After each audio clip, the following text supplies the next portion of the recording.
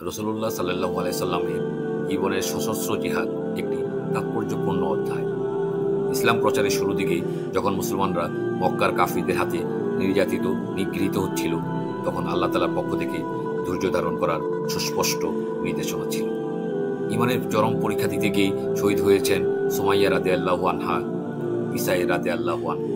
উত্তপ্ত মরুর বালুর উপরে গরম পাথরের ভারে যখন বিলাল রাদিয়াল্লাহু আনহুর রূহ বের হয়ে যাওয়ার উপক্রম, তখন রাসূলুল্লাহ সাল্লাল্লাহু আলাইহি সাল্লাম আল্লাহর আদেশে ধৈর্য ধারণ করেছেন এবং সাহাবীগণ অনুকরণীয় দৃষ্টান্ত স্থাপন করেছেন। মদিনায় হিজরতের পর আল্লাহর আদেশ আসলো সশস্ত্র জিহাদের। সূরা হজের ৩৯ নম্বর আয়াতে আল্লাহ তাআলা বলেন, উজিনা লিল্লাযিনা ইউকাতালুনা বিআন্নাহুম যুলিমু ওয়া ইন্নাল্লাহা আলা নাসরিহিম লাকাদির।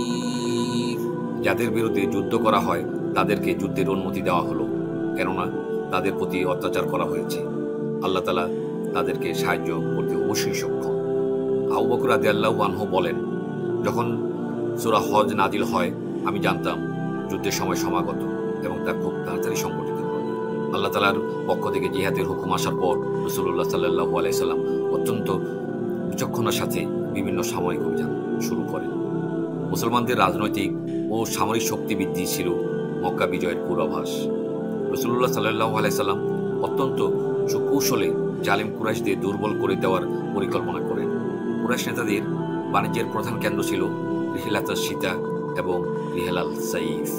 রাসূলুল্লাহ সাল্লাল্লাহু আলাইহি সাল্লামের সমর অভিযানগুলো এমনভাবে শুরু করেন যে যেন কুরাইশদের সিরিয়া এবং ইয়েমেনের সাথে বাণিজ্য যোগাযোগ ব্যাহত হয়ে যায় আর তারা আর্থিকভাবে দুর্বল হয়ে পড়ে।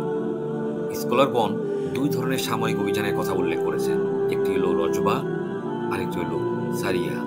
রজবা শব্দটির অর্থ হলো যুদ্ধ বা সশস্ত্র সংগ্রাম। রজবা হলো সেই সব সামরিক অভিযান যেখানে রাসূলুল্লাহ সাল্লাল্লাহু আলাইহি সাল্লাম নিজের নেতৃত্ব দিয়েছেন। সারিয়া শব্দের অর্থ অভিযান, যেখানে সাহাবারা অভিযান চালিয়েছেন এবং রাসূলুল্লাহ সাল্লাল্লাহু আলাইহি সাল্লাম কেবল নির্দেশ দিয়েছেন। বুখারী ও মুসলিমের হাদিসে যায়েদ ইবনে আরাকামের মতে রাসূলুল্লাহ সাল্লাল্লাহু আলাইহি সাল্লাম ১৯টি গজওয়াতে অংশগ্রহণ করেছেন এবং একবার হজ করেছেন। সহিহ মুসলিমে বুরাইদ রাদিয়াল্লাহু আনহু নামে একজন সাহাবী বলেন, রাসূলুল্লাহ সাল্লাল্লাহু আলাইহি সাল্লাম ১৯টি গজওয়াতে অংশগ্রহণ করেছেন, যার মধ্যে ৮টি যুদ্ধ সংঘটিত হয়েছে এবং বাকিগুলো শেষ পর্যন্ত সংঘটিত হয়নি। যদিও এই ৮টি যুদ্ধের তালিকা নিয়ে কিছুটা মতপার্থক্য রয়েছে। যুদ্ধগুলো হলো বদর, উহুদ, আহজাব, আল মুরাইসি, খায়বার, মক্কা, হুনাইন, তাইফ। ইসলামিক ঐতিহাসিকদের মতে মুসলিমদের প্রথম যুদ্ধ ছিল রজবাতুল আবওয়া। হিজরতের দ্বিতীয় বছরের সফর মাসে এই অভিযানটি সংঘটিত হয়। কুরাইশদের একটি কাফেলা যাত্রার খবর পেয়ে রাসূলুল্লাহ সাল্লাল্লাহু আলাইহি সাল্লাম তার সাথীদের নিয়ে কাফেলা হামলা করার জন্য যাত্রা করেন, কিন্তু সময় মতো উপস্থিত হতে না পারায় তারা কাফেলাটিকে ধরতে ব্যর্থ হন এবং কোনো যুদ্ধ সংঘটিত হয় না। যুদ্ধ না হলেও এই অভিযানটি তাৎপর্যপূর্ণ, কারণ এই অভিযানে রাসূলুল্লাহ সাল্লাল্লাহু আলাইহি সাল্লাম প্রথমবারের মতো জোটবদ্ধ হন মদিনার কাছাকাছি অবস্থিত বনু দামরার সাথে এবং এর মাধ্যমে মুসলিম সাম্রাজ্য বিস্তারের প্রথম ধাপের সূচনা হয়। দ্বিতীয় অভিযানটি একটি বিশেষ ঘটনা, একটি আলাদা মহত্ব আছে।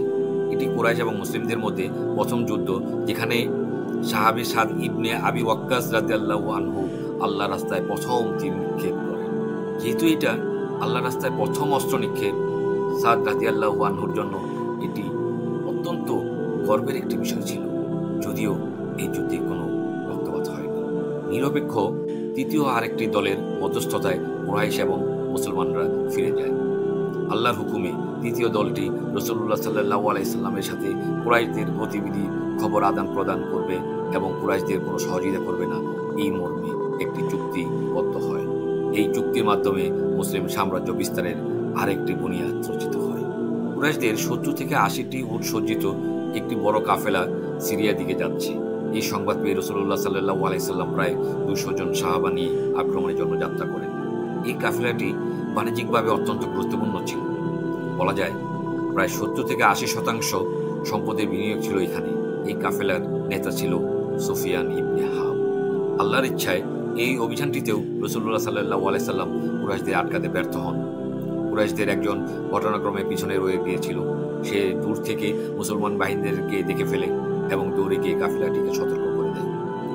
সাথে সাথে আবু সুফিয়ান অত্যন্ত সুকৌশলে কাফেলার গতিপথ পরিবর্তন করে আর নিরাপদে সিরিয়ায় পৌঁছে যায়।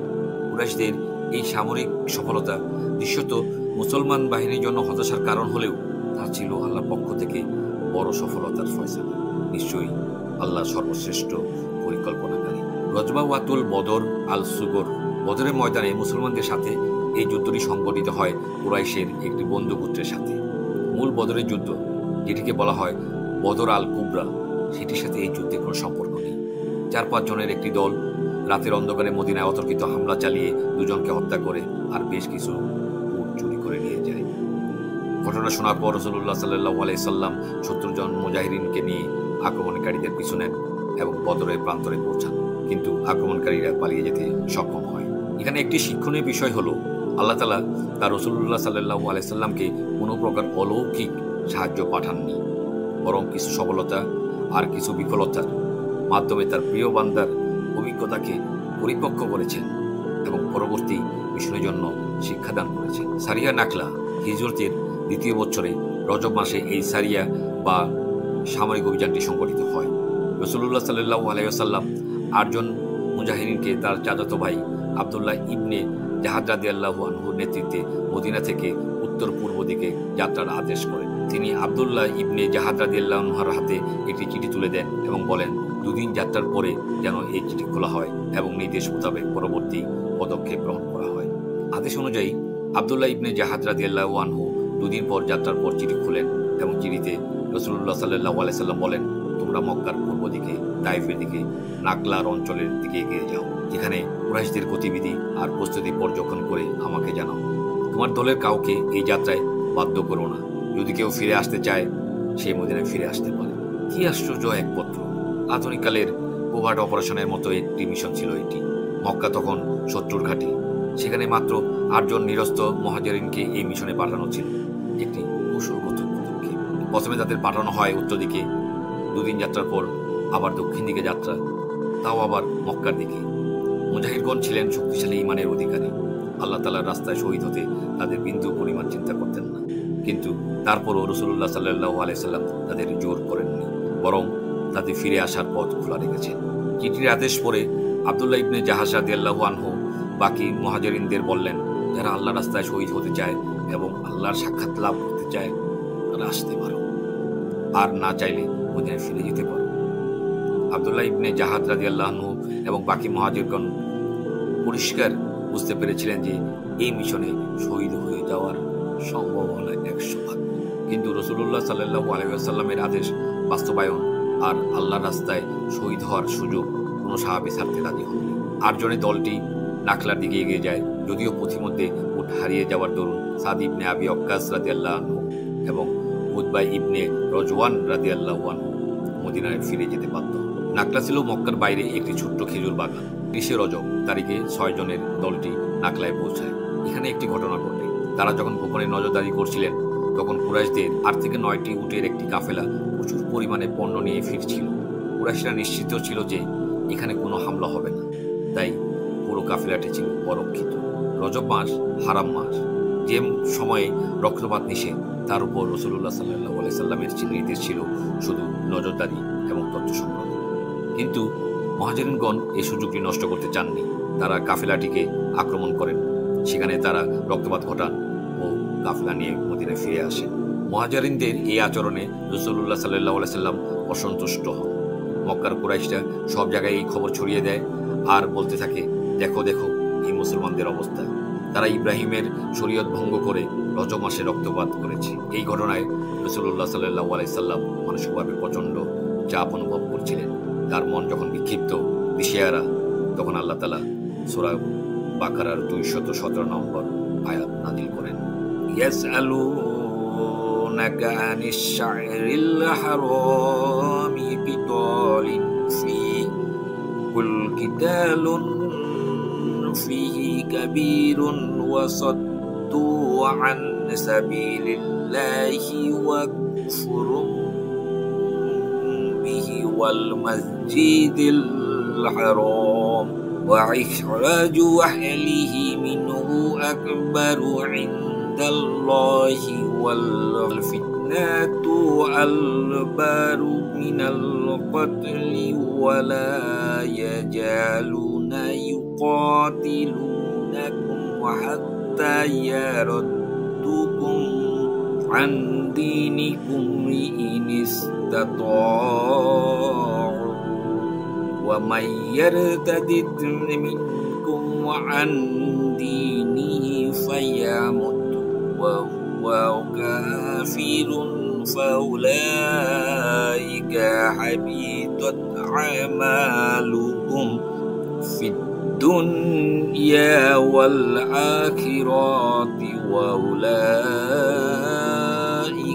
أصحاب النار هم فيها خالدون।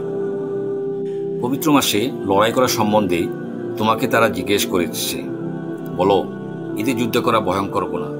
পক্ষান্তরে আল্লাহর পথ হতে বাধা দান, আল্লাহর সাথে কুফরি, কাবা করে যেতে বাধা দেওয়া এবং তা থেকে তার বাসিন্দাদেরকে বের করে দেওয়া আল্লাহর নিকট তার চেয়ে অধিক অন্যায়। ফিতনা হত্যা হতেও গুরুতর অন্যায়। যদি তাদের সাধ্যে কোলায় তারা তোমাদের বিরুদ্ধে যুদ্ধ করতেই থাকবে, যে পর্যন্ত না তারা তোমাদেরকে তোমাদের দিন হতে ফিরিয়ে না দেয় এবং তোমাদের যে কেউ নিজের দিন হতে ফিরে যায়, অতঃপর সেই ব্যক্তি কাফির অবস্থায় মারা যায়। তবে এমন লোকের কর্ম দুনিয়াতে এবং আখিরাতে ব্যর্থ হয়ে যাবে, আর এরা অগ্নিবাসী চিরকালই তাতে থাকবে। সুবহানাল্লাহ।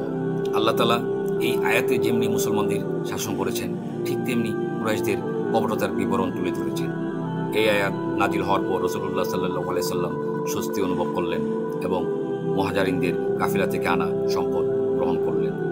কাফিলার সাথে আসা দুই যুদ্ধবন্দীদের জন্য মুক্তিপণ চেয়ে কুরাইশদের বার্তা পাঠালেন এবং বললেন যে সাদ এবং উতবা রাদিয়াল্লাহু আনহুমা নিরাপদে ফিরে না আসা পর্যন্ত বন্দীরা ছাড়া পাবে না। আল্লাহর ইচ্ছায় সাদ এবং উতবা রাদিয়াল্লাহু আনহুমা নিরাপদে মদিনায় ফিরে এলেন এবং যুদ্ধবন্দীদের একজন আল হাকাম ইবনে কাইসান ইসলাম গ্রহণ করে নিলেন।